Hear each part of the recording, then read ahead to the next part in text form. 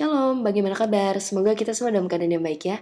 Pada hari ini kita akan sama-sama merenungi kebenaran firman Tuhan yang terambil di dalam Kejadian 2 ayat yang ke-15 hingga yang ke-20.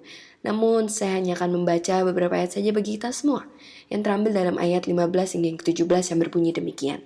Tuhan Allah mengambil manusia itu dan menempatkannya ke dalam Taman Eden untuk mengusahakan dan memelihara taman itu. Lalu Tuhan Allah memberi perintah ini kepada manusia. Semua pohon dalam taman ini boleh kau makan buahnya dengan bebas. Tetapi pohon pengetahuan tentang yang baik dan yang jahat itu janganlah kau makan buahnya. Sebab pada hari engkau memakannya pastilah engkau mati. Rekan-rekan sekalian, baru-baru ini viral teknologi AI. AI adalah sistem komputer yang memiliki kecerdasan layaknya manusia. Kehadiran AI santer dibicarakan pada masa-masa kini. Kehadiran AI ditakutkan oleh beberapa kalangan akan menggantikan kehidupan manusia. Namun, apakah AI benar-benar akan menggantikan kehidupan manusia? Nampaknya tidak. Walaupun AI mungkin memiliki kecerdasan layaknya manusia, namun mereka tidak memiliki kehendak bebas.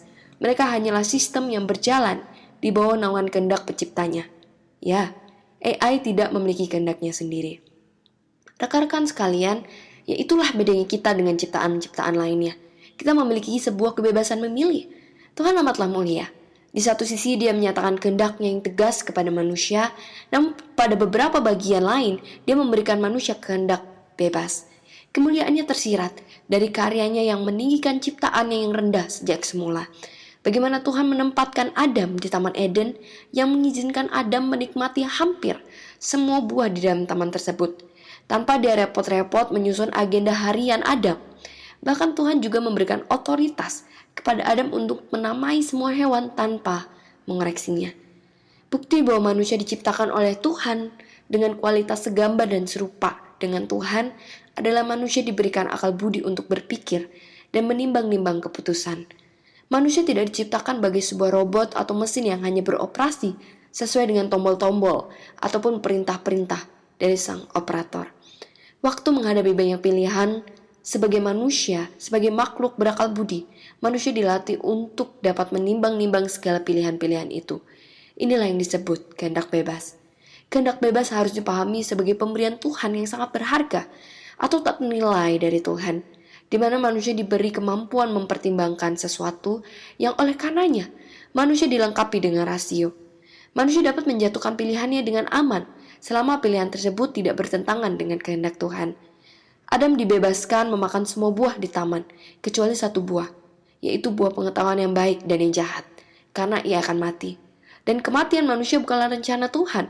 Terus untuk apa dong pohon itu ada di Taman Eden? Bisa kan? Gak usah? Bisa. Namun kenapa Tuhan membiarkan pohon tersebut tetap berada di Taman Eden? Karena Tuhan menghendaki manusia menggunakan kehendak bebasnya untuk mentaati kehendak Tuhan. Sehingga Allah melihat bahwa manusia mengikuti kehendaknya bukan karena tidak ada pilihan lain, melainkan dengan sadar memilih untuk taat akan perintah Tuhan. Inilah tujuan Tuhan memberikan kehendak bebas kepada manusia. Di tengah-tengah segala pilihan yang ada, manusia tetap dapat mentaati kehendak Tuhan. Mari kita perjelas. Seekor ikan dapat berenang kemanapun ia mau, namun ia tidak dapat berenang di daratan, karena ikan tersebut akan mati. Tuhan tidak menciptakan ikan untuk hidup di darat. Prinsip yang sama berlaku bagi manusia. Kendati manusia memiliki kebebasan memilih, kehendak Tuhan adalah koridor bagi perjalanan kehidupan yang kita tempuh. Sebagai salah satu contoh, kita dapat memilih warna baju yang kita pakai, kita dapat memilih rumah yang ingin kita tinggali, dan lain sebagainya. Apa jadinya kalau Tuhan tidak menganugerahkan kebebasan memilih kepada manusia? Ya, kita bukan lagi manusia, tetapi robot-robot yang dikendalikan penuh oleh pencipta kita. Kita bahkan tidak akan bisa merasakan tertekan, kita tidak akan bisa merasakan khawatir, kita tidak akan bisa merasakan gembira, kita tidak akan bisa merasakan kagum, karena kita tidak bisa memilih. Tuhan bukanlah Tuhan yang mentakdirkan segala hal bagi kita. Dia memberi cukup ruang untuk menghargai keleluasan manusia dalam memilih. Namun sebagai ciptaan baru di dalam Kristus, Roh Tuhan tidak saja menolong kita dalam membuat pilihan, tetapi juga dalam bertanggung jawab atas pilihan tersebut. Bahkan, ketika kita terlanjur salah memilih, walaupun secara manusia kita merasa gagal, bahkan harus kehilangan banyak hal, tapi Allah lewat Roh-Nya turut bekerja dalam segala sesuatu untuk mendatangkan kebaikan bagi kita yang mengasihi Dia, yaitu bagi mereka yang terpanggil sesuai dengan rencana Allah. Rekan-rekan, bagaimana dengan setiap kita? Sudahkah kita menggunakan kebebasan memilih yang Tuhan anugerahkan secara bertanggung jawab? Kiranya Kristus menolong kita untuk terus diberikan hikmat di dalam memilih dan menggunakan kehendak bebas kita. Amin.